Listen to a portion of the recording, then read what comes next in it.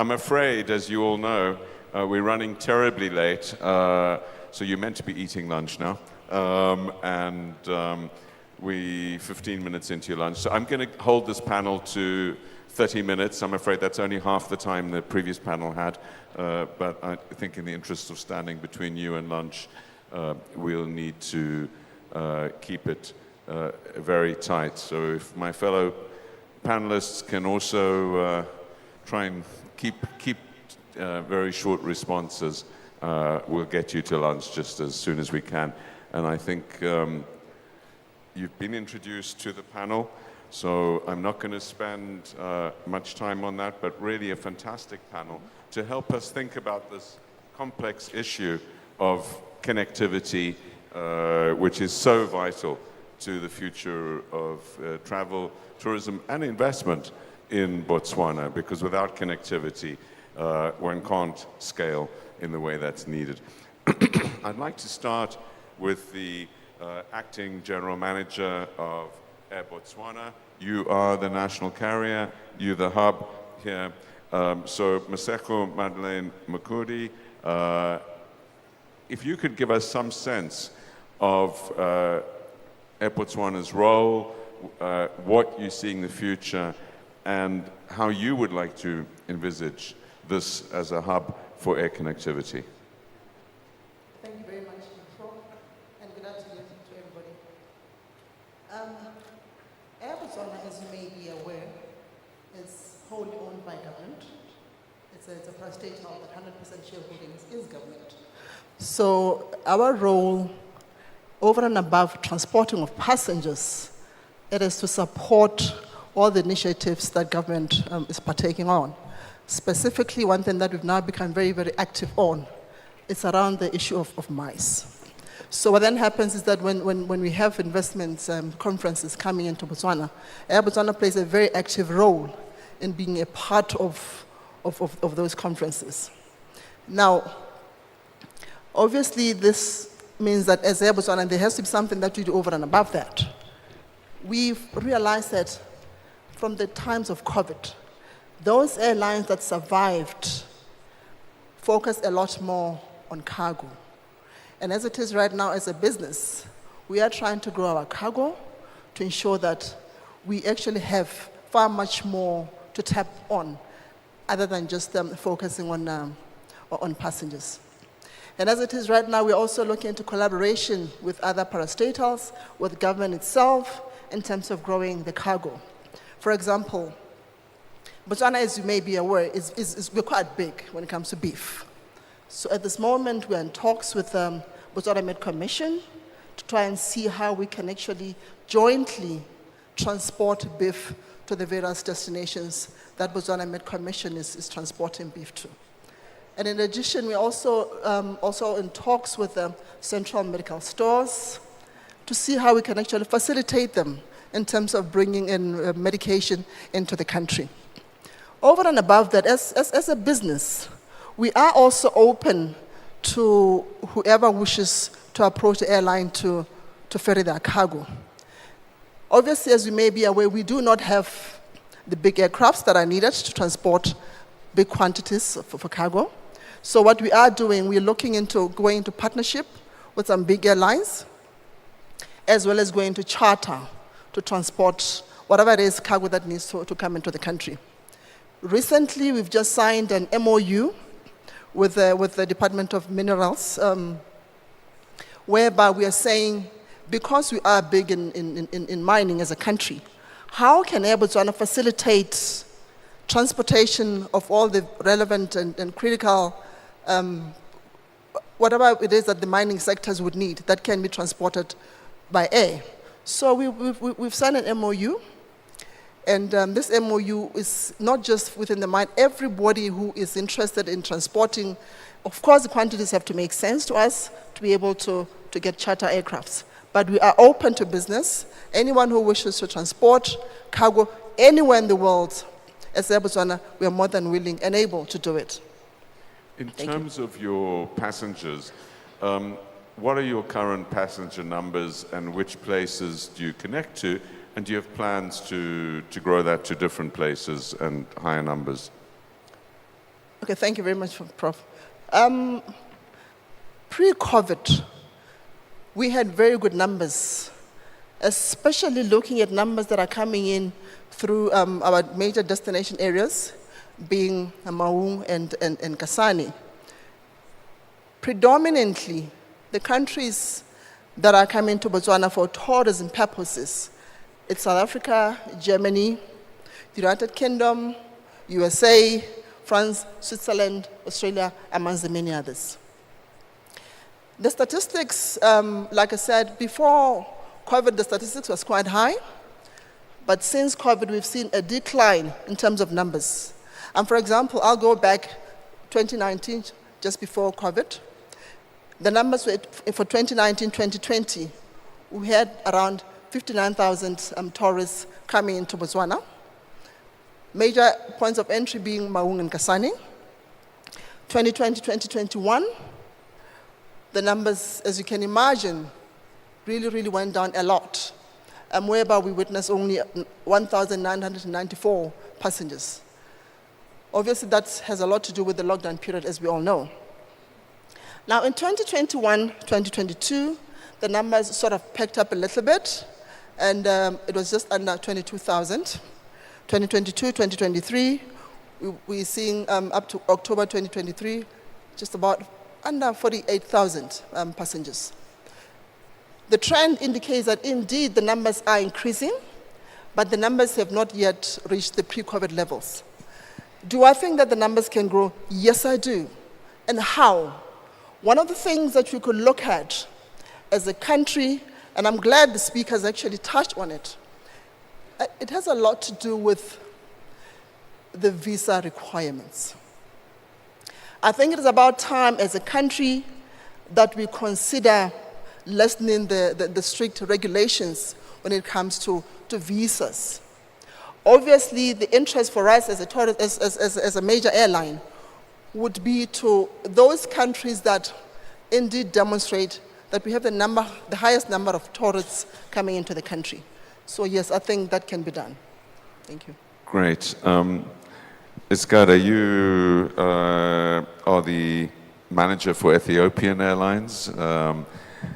Could you, which is now flying to direct here, could you tell us what motivated Ethiopian Airlines to have a hub in Gaborone, to fly people here? How many times a week you fly, and what your plans are for the future? Okay, thank you so much. So my name is Skadar Tamrat. I am the area manager for Botswana here for Ethiopian Airlines. I just moved to Botswana 3 months back. So yeah, I'm a bit new for the country, but I love the country. So to give a little bit of background about Ethiopian Airlines here in Botswana, we started flight in 2015, 8 years back. Initially, we did 3 times a week flight from Addis to Gaborone, and then gradually we managed to increase that frequency to 5 times a week. 2 of the flights being operated with 737 aircraft, while 2 on 737 and 3 on 787. Right now, today, as we speak, we're scheduled to fly daily with 787 aircrafts. So basically, Ethiopian Airlines, thank you so much. Thank you so much. So basically, Ethiopian Airlines has a total of 131 plus destinations to the world, to the 5 regions. So I would say it's opening doors to Botswana to go out to the rest of the world, and also the rest of the world to come to Botswana. So earlier on from the discussions, I gathered that Botswana is being called land-connected country, but I would say we can also safely say that Botswana is air-connected country, because we are here to take Botswana to 131 plus destinations on a daily basis with Boeing 787. So I think this makes the country air connected. Okay, I understand we might have a lot to do going forward, but this by itself would contribute a lot for bringing the world to Botswana and taking out Botswana to the world. So basically, this is where we are. Ethiopian Airlines is not only a passenger-focused airline. We also tend to work more for the cargo. So with the 787 aircraft coming in on a daily basis, there is a lot daily cargo space to be sold out. So we're here to assist in any export initiatives of the country, be it in terms of livestock, meat, or diamonds, or any mineral resources that the country has today that can be offered to the rest of the world.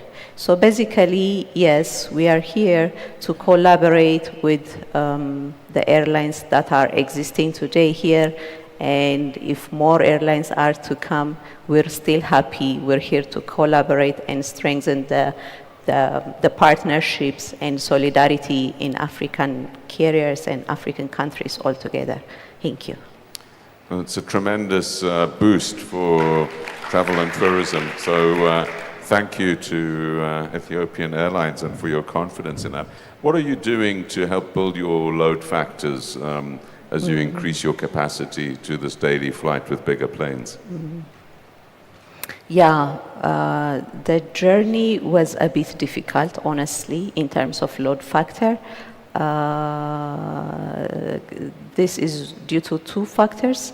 One, the population size, the market size of the country is not that huge. And two, entering into a new market by itself is always a challenge at the start of the business. But then, the wide network that the airline has, for example, currently in Africa, the airline has close to 61 destinations only in Africa. So the airline capitalizes on this huge network to manage the load factors and to distribute. So basically what we did is we tag our flights. For example, initially when we started flights operating direct flight from Addis to Gaborone, it was tagged with our flights to Cape Town. So the flight would operate as Addis, Gaborone, Cape Town. So we try to manage, depending on the load from country to country, we try to manage and distribute the load. So historically, the flights to Gaborone was tagged to our flights to Windhoek, and currently we're doing with Victoria Falls, but we're aiming to do untagged direct flights to Gaborone on the near future. Yeah, this is where we are. Exciting. And for those that aren't aware of it, those can also be very useful connections. Christopher, you were very much at the center of the development of travel and tourism in the United Kingdom, Visit Britain, the Port Authority, London City Airport, and many other initiatives. Clearly, this is a very different place to Botswana. My family tells me it's raining and cold today in London. But what lessons do you take from that experience that you think might be useful, particularly in this question of aviation connectivity and Botswana? Well, let me do a little bit of an arc, and I'll end up in aviation. Many of the people here today will be listening to a first conference like this and be ambitious to build their own small business or middle-sized business. What I'd say to start is you've got something that most countries don't have. There is clear evidence of joined-up thinking. And in my experience, it is joined-up thinking that achieves or blocks the outcomes that people want. You can't have an airline decision without the infrastructure decision. You can't have supply side, you need supply side. The Edmund Bartlett and the Minister for Malawi talked about customers. And I would think the thing that I might add, although I suspect the Minister and the head of Botswana Travel are already there, you need a long-term plan with all of the silos joined up, because if they're silos, you don't achieve anything. The Minister for Tourism in a country is putting the skewer sideways through other ministries. It's very rare that a minister, however skillful they are, contains all the levers, controls all the levers that are needed to be successful. So this joined up in this, putting the skewer through, getting other people on side is absolutely critical. The other thing I think is to remember that this is a long game. I mean, I first came here 14 years ago. Boy, it was great back then. It's even better now. I love this country. I've come back today and I've decided I'm going to come with the people I came with 14 years ago, and we'll come do another visit. This is an industry where, for all the good plans, people in the supply side of services, hoteliers, restaurateurs, perfectly understandably worry about tonight's business, this week's business, this month's business. You get promoted for load factor in the short term. You need to keep people's feet to the fire on the longer term objectives. Otherwise, the things that come in and interfere, like COVID, become so overwhelming that you forget the journey that you're on. And this is a country which is on a great journey and can have an even greater one when you get the implementation of the plans. Very wise words. You saw the growth of London City Airport from nothing to a major hub. What lessons do you think you take from that for Botswana? I think as you add hubs, I'm going to come back to the same point from a different lens. You need to be clear about who the target market is. London City started as a business airport, and it was right next to the city, right next to Canary Wharf.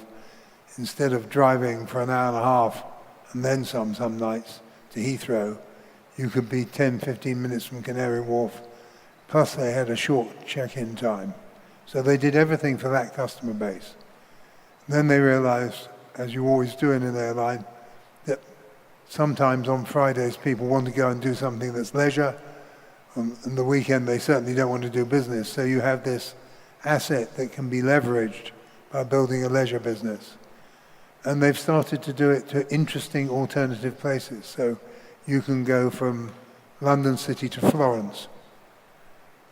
That's not what you would have immediately expected, but they've built a business out of that. And I think the destination city pair is critical, and the partnership you have with that destination. So you've got the route, but you're hanging on the end of it. In the case of London City, things you might want to do on a short trip, it's not for long, not typically for long, it's not for long haul flights. It's a lot of weekend business, short breaks, but they've put it together and they've hung in there over time, brought more airlines in, it works. And the centre of gravity in London's also moved towards the east, which I think has helped that as well. Maseko, you've heard from Ethiopian Airlines how they plan to have daily flights, bring in many more people. Will Air Botswana see its future as basically building off that and providing people with distribution once they get here to Maun, to Kasene, to all the other wonderful places, and to other places in the region in SADC? Is that the future of Air Botswana, or do you see long haul also as part of your strategy?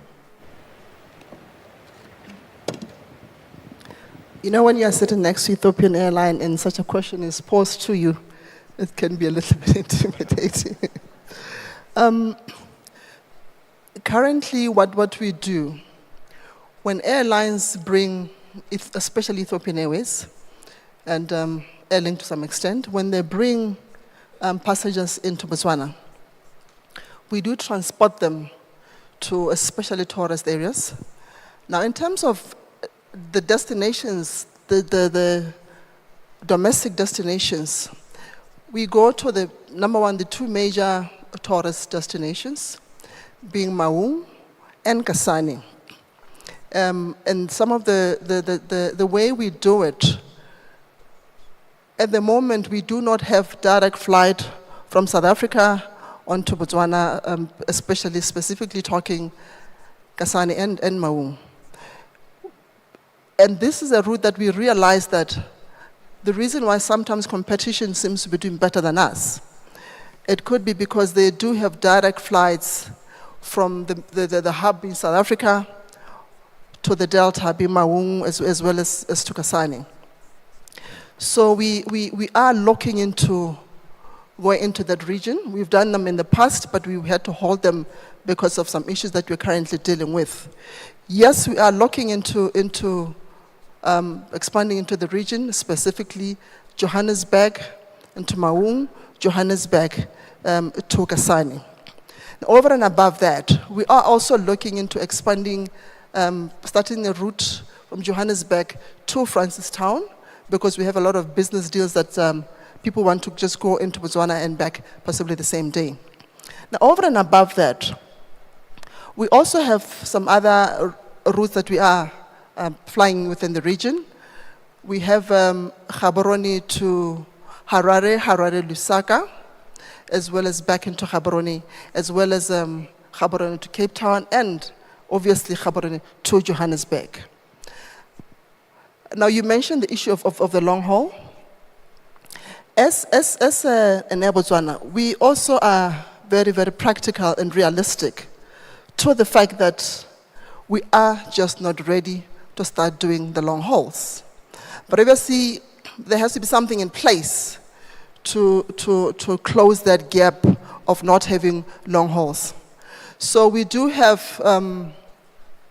interline agreements with major airlines whereby we can actually, a person can make bookings from wherever they are through airlines such as Qatar, Emirates, Ethiopian Airlines, Cathay Pacific, Airlink itself, Kenya Airways, because we appreciate and realize that the fact that because they cover more footprint than we do, we could actually find a way of collaborating. And the collaboration was done through these interline agreements, whereby you can actually make a booking direct from those various destinations using those airlines, and then connecting mostly through Johannesburg and to come into the country. Are you adjusting your schedules to build on, for example, the arrival of an Ethiopian Airlines flight into this hub? When we develop a new route, we do take into account the landing times for these other major airlines, because you want to make sure that you are able to tap into that market that is coming in, those passengers that are coming in, and then transporting them to the various destinations. Likewise, even with ET, like you specifically asked, when ET comes into Botswana, those people that may be going to Maung or to Kasane, we do take that into account when we develop the various routes. Skeda, you've made a massive investment in this wonderful country and in bringing your airline here. What more would you hope would happen to lift your load and to improve the profitability of that for you? Skeda. I'm sorry. Yeah, thank you so much. So basically, so far what Ethiopian Airlines was focusing on was not pretty much on the tourist traffic. It was more on the VFS, like the family and relative visit traffic, business traffic, corporate traffic. So now maybe it's time for us to start looking into the tourist traffic as well. So it's going to be a significant game changer. And maybe it's time also for us to start a bit of deepening strategy, because on most of the other countries, we already fly to more than one destination in the country. So maybe it's also time for us to consider that. Thank you. And do you, I've flown Ethiopian many times, but I've never organized a tour or activities in addition to that. You're also offering packages to people coming here, tourist packages or others? Right now, we're not doing that, but then going forward, yeah, it's something we should look into. Yeah, it's always a very good thing to do. True. Christopher, you had an additional comment. Yeah, I think I'll just bring back the customer point again, as Air Botswana is doing the exciting things they're doing. If you look at it from a customer perspective, the time you have to spend changing airports between your hub and coming in is really important. The cost of the Air Botswana leg is a tiny part of your holiday if you're coming from Europe. I use it as an example. In the trade-off between pricing and frequency, I suspect that if you can shorten the connection time, not to nothing, but enabling that is a really important part of A, selling to tour operators, and B, we haven't talked about the fact that there's a very substantial and growing part of the tourism market, the leisure market, which does it itself, which goes on Google Flights, finds very good fares, goes on to look at Air Botswana's schedule, very good fares, sometimes quite a long layover. I think one lens, because this is, the do-it-yourself people are also the more adventurous travelers, and this is still going to be a more adventurous solution for people. And so just having a horizontal look across the customer experience, if they decide they want to gather information and do it themselves. And Edmund summarized it. It's a customer lens that needs to be joined up. Great. Well, I think we've heard from three excellent panelists, and I'm very optimistic about the future of connectivity. That clearly provides a foundation for lifting the economy to a higher level and diversifying it. So thank you to you. Thanks to everyone here for being so patient and going beyond your lunch break. You now thoroughly deserve lunch, and please do join me in thanking the panelists, and be back here by 2:30 at the very latest, when we'll recommence proceedings. Thank you.